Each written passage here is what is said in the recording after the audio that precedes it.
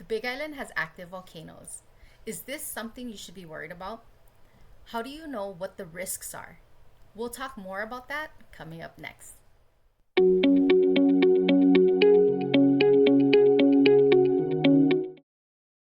I'm Loni Mercado, your Hawaii home hunter with the agency Team Hawaii, brokered by eXp Realty.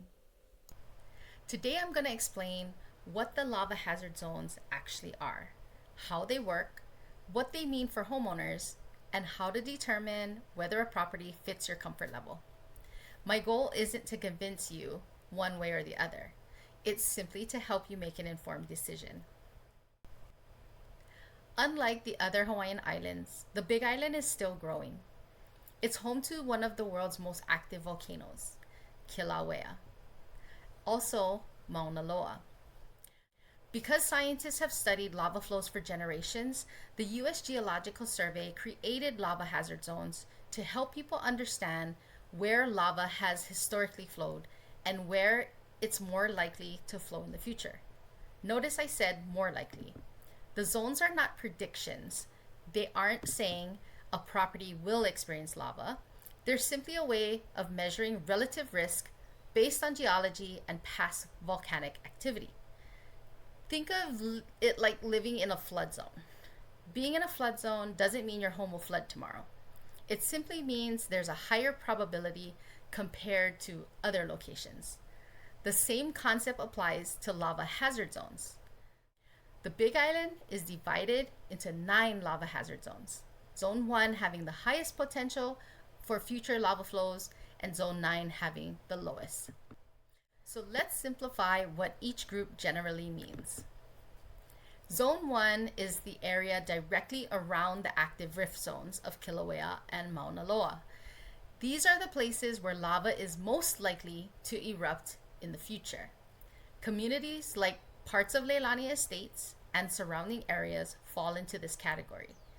Properties here are typically less expensive because buyers are accepting a higher level of volcanic risk.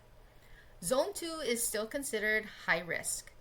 These areas have experienced lava flows historically and remain relatively close to the volcanoes. Again, it doesn't mean lava is constantly flowing, but geologically speaking, these areas have greater chance over a long period of time. In Zone 3, risk begins to decrease. Many people comfortably own homes here. While volcanic activity is still considered in planning and insurance, the likelihood becomes lower than Zones 1 and 2. Zones 4 through 6 are generally considered moderate hazard areas. They're farther from the primary eruption zones, and some communities may never experience lava during a homeowner's lifetime.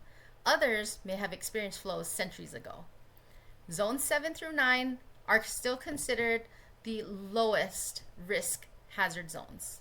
Most of Kona, the Kohala Coast, Waimea, large portion of North Hawaii, all fall into these lower categories. When people picture resort communities, golf courses, luxury neighborhoods, and many oceanfront developments, that's often where these areas are located. So what does this mean for homebuyers? Here's where it gets practical. When you're buying a home, the lava hazard zone can affect several things. Number 1, insurance. Insurance availability and cost can vary dramatically depending on the lava hazard zone. Some higher risk areas have fewer insurance options, while lower risk areas often have more carriers available. That's why I always encourage buyers to obtain insurance quotes early in the process, not after they've fallen in love with the property. Number 2 is financing. Some lenders have additional lending requirements depending on where the property is located. That doesn't mean financing isn't available. It means your lender needs to review the property and determine whether it meets their lending guidelines. Number 3 is property values. Generally speaking, higher risk lava zones often have lower home prices, while lower risk zones tend to command higher prices. It's really a trade-off. Some buyers prioritize affordability and larger lots. Others prioritize lower perceived geological risk. Neither choice is automatically right or wrong. It depends entirely on your goals, budget, and comfort level. So, should you be worried? This is probably the question I get asked the most. Should you be worried? I don't think worried is the right word. I think educated is. Thousands of families happily live throughout the Big Island in a variety of lava hazard zones. The important thing is understanding exactly where you're buying. Know the lava hazard zone, understand the insurance options, talk to your lender, review the property's history, and ask questions before making one of the biggest financial decisions of your life. Knowledge replaces uncertainty. If you're thinking about relocating to the Big Island, don't let headlines or social media make the decision for you. Take the time to understand how the island works.